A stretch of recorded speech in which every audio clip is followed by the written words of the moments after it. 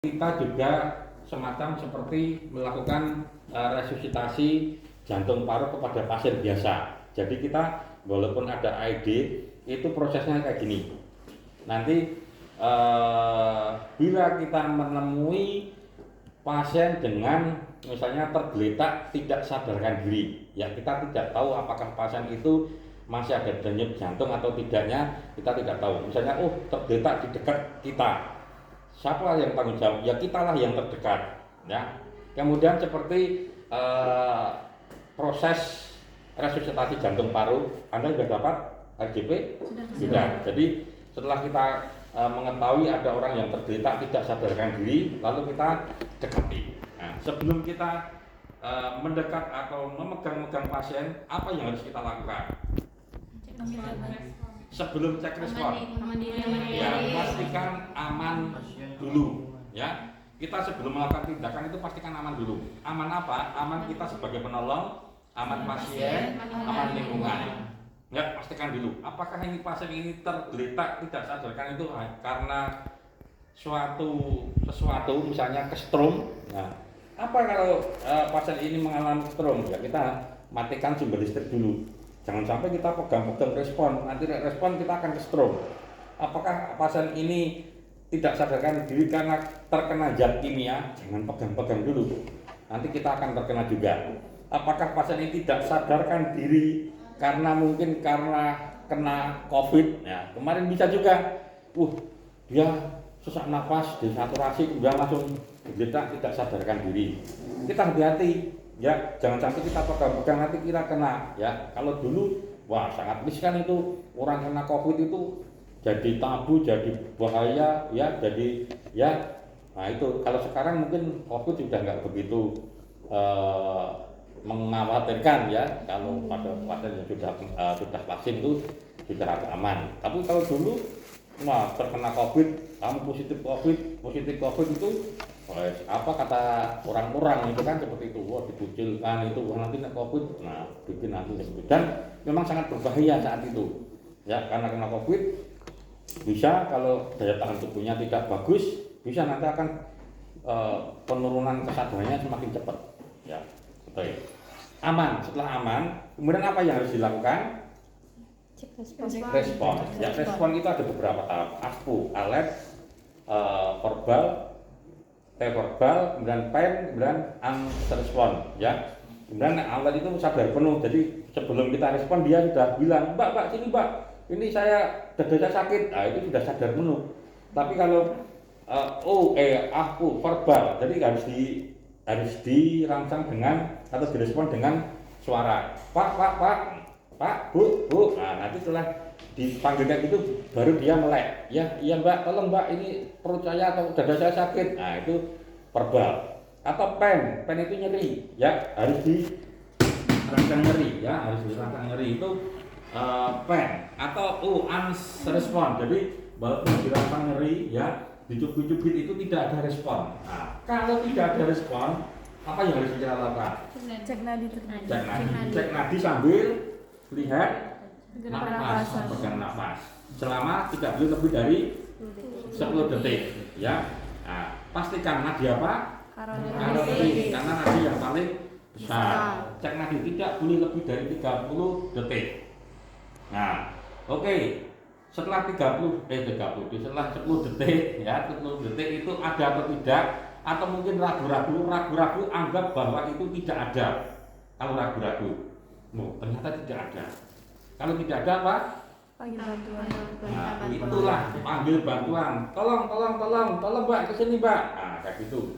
Nah, bila bantuan datang, nah, Mbak tolong panggilkan ambulan atau hubungi rumah sakit, ya. Atau mungkin ambilkan alat AED. Nah, seperti itu. Nah, itu. Kemudian sambil menunggu teman yang datang tadi, orang yang kita mintai tolong tadi datang untuk mungkin memanggil mungkin tim ambulan atau tim rumah sakit atau mungkin alat AED yang ada, mungkin karena sama-sama mungkin di rumah sakit sama-sama tenaga medis, perawat atau dokter itu kan nggak tahu air di bawah ke sini sambil nunggu itu kita apa yang harus kita lakukan? Kompresi. Sebanyak berapa kali? 30 kompresi, 2 ventilasi. Itu satu siklus ya. Dalam kompresi Anda sudah diajari di dalam materi RJP ya, titik tumpunya di mana, kecepatannya berapa kali per menit, kedalamannya berapa inci, kan udah tahu ya. Oke, nah itu dalam satu siklus. Stop sampai di sini dulu, Pak. Sekarang ventilasi itu kan hati-hati. Kalau memang ada alat untuk melakukan ventilasi atau pemberian nafas buatan, silahkan pakai. Contohnya apa? Pakai apa? BVM, back valve mask, atau lebih familiarnya AmbuBag. AmbuBag itu merek ya. Jadi back valve mask BVM. Nah itu silahkan pakai. Kalau tidak, hati-hati karena kita tidak tahu orang yang mau kita tolong itu dia mempunyai penyakit yang tanda petik menular atau berbahaya atau tidak. Kadang orangnya memang bersih, rapi, kadang punya. Tapi kalau Anda berani, maaf, contohnya keluarga, misalnya bapaknya sendiri, orang tuanya sendiri, saudaranya sendiri, ya kita kan juga tidak tegel ya. Kadang ya tidak tegel, kita tanda petik loh ya. Tidak tegel artinya ini ibu kandung sendiri, ya. Ya kita tahu kalau keluarga ya. Nah ya sudah, kalau Anda mau melakukan ventilasi dengan cara maaf mut to mut ya, atau mut to nose ya, itu silakan ya. Tapi tetap silakan pakai barrier itu pelindung. Jadi pelindung itu biar tidak ada kontak langsung. Nah, misalnya cari plastik, cari kain, cari kertas yang nanti mungkin dilubang di sini. Jadi saat kita lakukan mut to mut itu tidak langsung mulut dengan mulut, tapi dengan itu ya, atau dengan plastik atau apa dilapisi. Itu kalau memang itu keluarga dekat Anda tahu. Tapi kalau tidak tahu, saya sarankan jangan ya, harus pakai itu, Pak. Kemudian kalau kita nggak ada AmbuBag ya, bahasanya AmbuBag itu ya, atau BVM. Karena nanti kalau ujian nasional itu BVM, nggak ada AmbuBag ya. BVM itu apa tuh? Back valve mask. Bag itu bagnya, valve itu yang penutup, yang klepnya itu, mask itu sungkupnya. Nah, kemudian gimana Pak kalau nggak ada itu? Apakah kita kemudian nggak melakukan ventilasi? Ya, nggak usah, nggak apa-apa.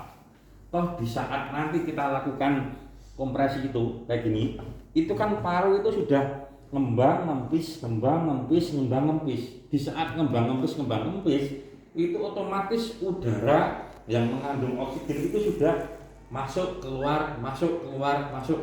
Itu secara teori rasional ya. Jadi tidak usah harus kita mengasuhi dengan tiupan secara langsung, itu sebenarnya nggak apa-apa. Tapi kalau ada alat BVM atau AmbuBag tadi, silakan 2 kali ventilasi, kemudian lakukan kompresi lagi sebanyak 5 kali ya, 5 kali 30 kompresi, 2 kali 5 kali ya. Jadi itu namanya 5 siklus. Oke, setelah 5 siklus cek nadi lagi sambil cek nafas ada enggak.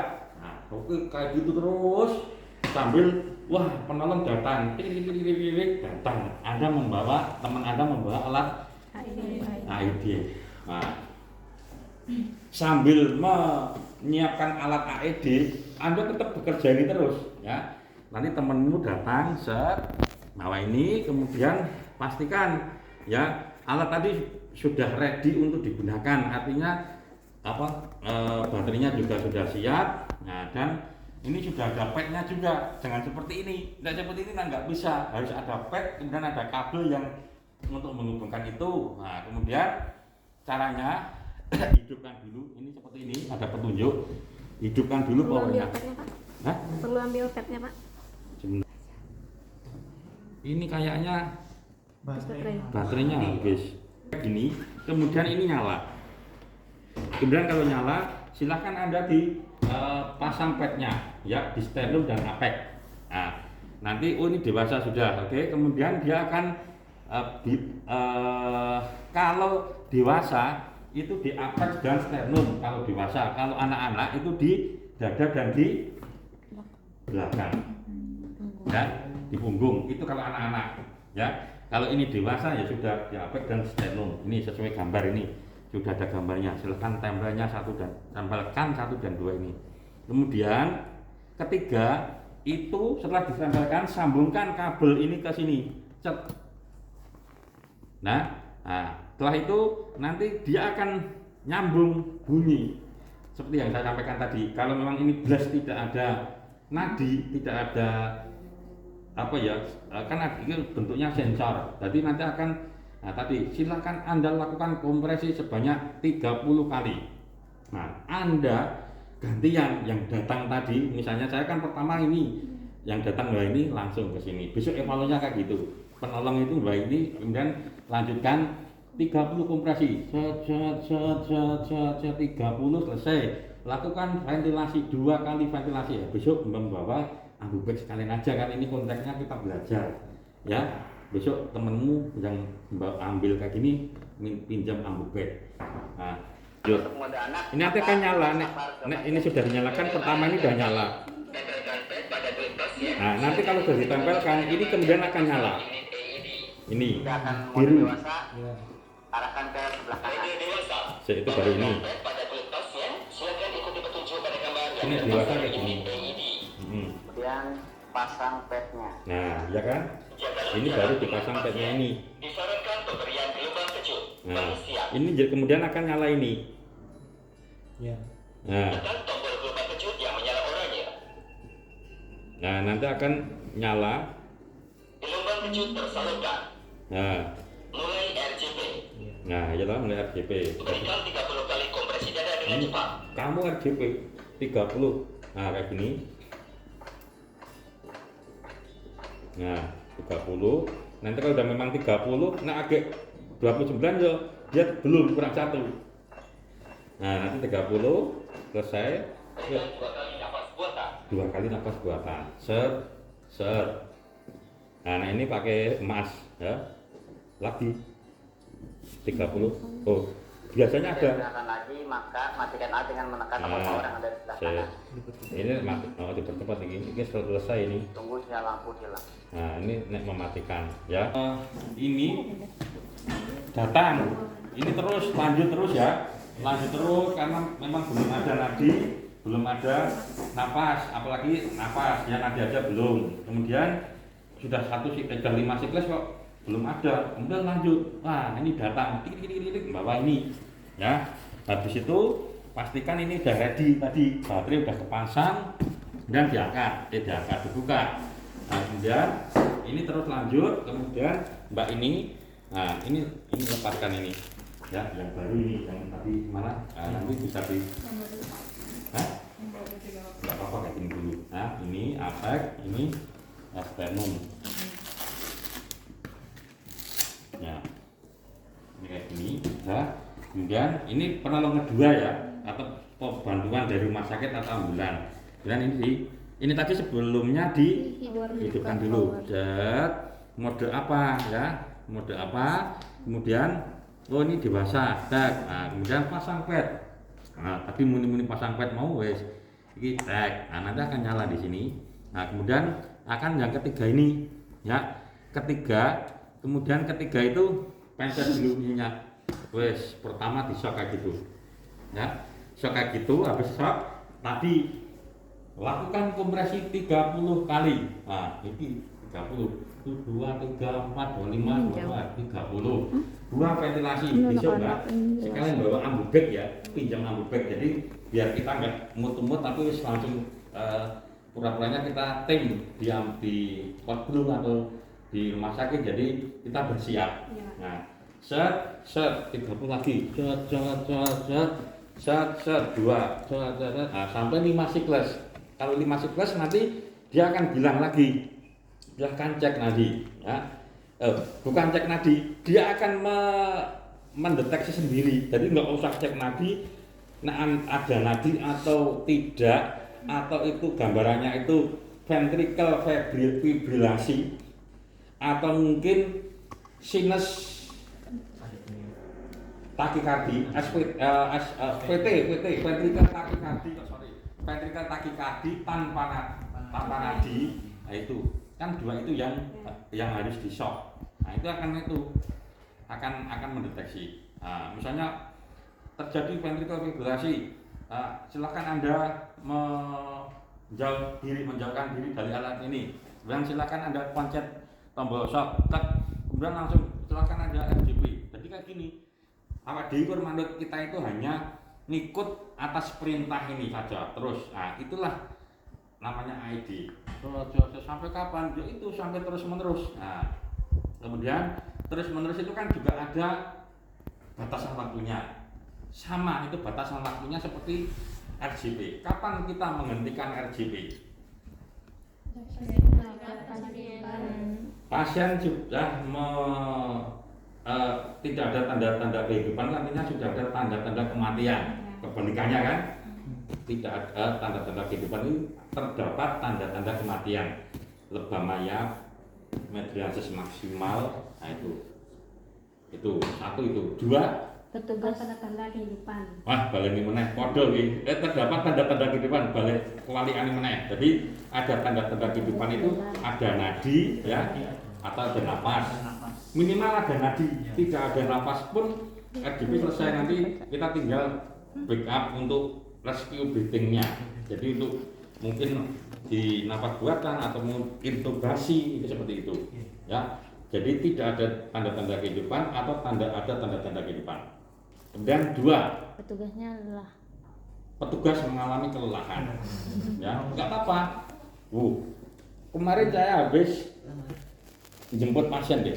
Saya disuruh menjemput pasien di daerah batas kota itu di Soto Kadipiro, antara sekitar Soto Kadipiro apa daerah apa ya, yang kamu tahu itu Stik. Nah, Stik apa itu daerah Stik di Kadipiro itu loh. Nah, itu pasien katanya ada riwayat jantung, dia sesak nafas. Saya ke sana hanya sama driver saja. Setelah sampai sana ternyata apa? Pasien apnu. Jadi cek nggak ada nafas, nggak ada nadi. Nah, saya nggak tahu itu kira-kira kapan, tapi yang jelas belum lama. Ya, kemudian apa yang saya langsung RGP, datang RGP, terus 5 siklus, kayak gitu 5 siklus, saya